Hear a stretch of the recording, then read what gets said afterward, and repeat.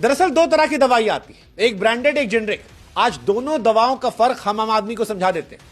आपने अक्सर सुना होगा, अगर किसी आदमी की हैंडराइटिंग बड़ी खराब हो तो लोग चढ़ाते हैं कि अरे भाई साहब, इस तरह की हैंडराइटिंग तो सिर्फ डॉक्टर साहब पढ़ सकते हैं। लेकिन आपको जानकर हैरानी होगी कि यह मजाक नहीं है, इसके पीछे गहरी सच्चाई है।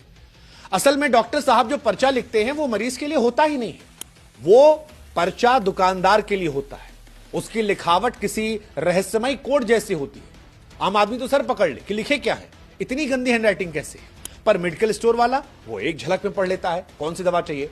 इसका मतलब यह है कि पर्चा मरीज के नाम पर तो लिखा होता है, लेकिन असल में वो लिखा होता है दुकानदार की भाषा में। जो ब्रांडेड दवाएं होती हैं वो नाम और पैकिंग के दम पर महंगी बिकती है, जबकि जेनरिक दवाएं वही असर करती है लेकिन सस्ती होती है। उदाहरण के तौर पर, जैसे मान लीजिए कोई बिस्किट है, एक बड़े ब्रांड का बिस्किट, पार्ले जी उदाहरण ले लेते हैं, और एक बिस्किट है बिना नाम वाला। अब दोनों की क्वालिटी एक है, लेकिन पैकिंग डिसाइड करती है कौन कितना महंगा होगा। ऐसे ही डॉक्टर साहब जो दवाई लिखते हैं तो मरीज को नहीं बताया जाता कि ये जेनरिक दवाई का है या ब्रांडेड। उनकी लिखावट ऐसी होती है जिसे समझना आम इंसान के लिए मुश्किल होता है, और दुकानदार जो है वो वही दवा देता है जिसमें उसे फायदा होता है। एक आम मरीज ही जाता है कि भाई साहब सेहत ठीक हो जाए, परिवार में लोग सकुशल रहे, डॉक्टर साहब भगवान है, जो दे दिए वही ले लेते हैं।